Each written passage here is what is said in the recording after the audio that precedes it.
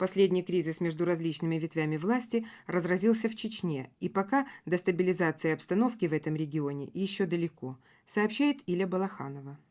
Вслед за Мордовией, упразднивший институт президентства, президент Чечни Джохар Дудаев попытался своим указом распустить парламент республики. В свою очередь, парламент призвал Конституционный суд признать неконституционными действия президента. Несколько подробнее о том, как развиваются события в Грозном, рассказывает министр информации Чеченской республики Мувлади Удугов. Как известно, уже седьмой день в Грозном проходят митинги сторонников и противников президента Дудаева. Оппозиционно настроенные лидеры требовали с самого начала отставки Кабинета министров, отставки парламента, референдума о форме государственной власти и новых выборов. В какой-то период была опасность вооруженного столкновения, так как и на той и на другой стороне находились вооруженные люди. Но сегодня уже можно сказать, что тот пик напряженности, внутренней психологической напряженности, который существовал в Грозном, он прошел. Сейчас, судя по вот такой внешней обстановке, страсти пошли на убыль. И достигнута договоренность о выделении по 5 ученых-богословов с каждой стороны для того, чтобы по законам шариата могли определить, ответственных, виновных и решить этот спор, который возник между президентом и оппозиционно настроенному к нему сил, движений и лидеров.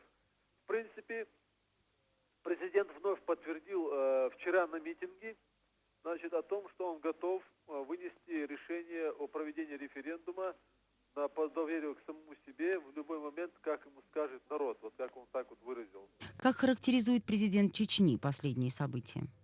Ситуацию я бы хотел объявить всему миру. Замысел у них таков.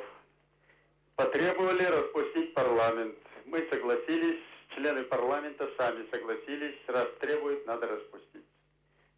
Приостановили деятельность. Потребовали распустить кабинет министров. Хорошо, мы посовещались, да, надо удовлетворить, чтобы не было повода для прецедента.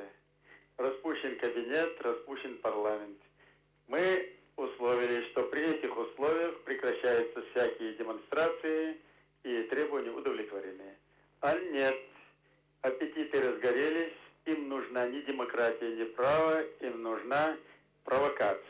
Каковы, по мнению Джохара Дудаева, мотивы, движимые его оппонентами? В чем они заключаются? Незаконные требования, неправовые действия, и вокруг этого объявить Дудаева диктатором. Это нужно для того, чтобы к 25 апреля, к референдуму, Верховному Совету любыми путями добиться, чтобы он не состоялся, поскольку это его гибель.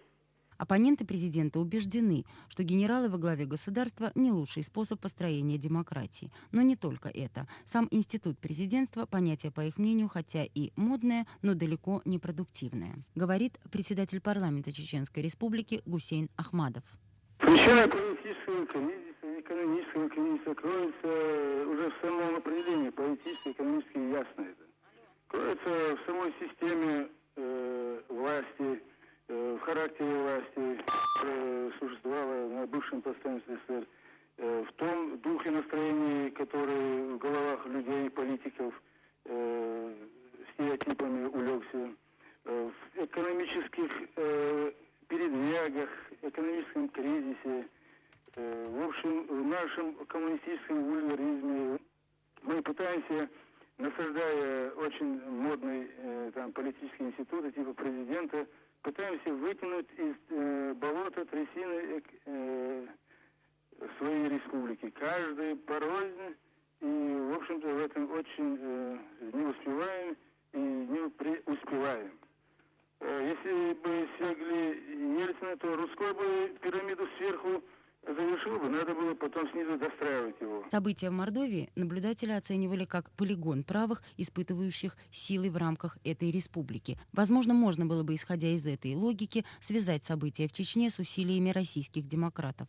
Однако, несмотря на высказывания Дудаева, Чечня по-прежнему твердо намерена не участвовать в общероссийском референдуме 25 апреля. Скажем, в отличие от Татарстана, где референдум пройдет, но, судя по высказываниям некоторых его лидеров, итоги референдума не могут повлиять на ход реформ в этой республике. Чечня намерена проводить свой референдум. Безусловно, аналитики склонны проводить параллели, но, очевидно, в ситуации, по выражению Александра Яковлева, или перевернуть страницу истории, или сжечь ее, то есть или, каждый выбирает один из двух имеющихся вариантов. Иля Балаханова для Радио Свобода, Москва.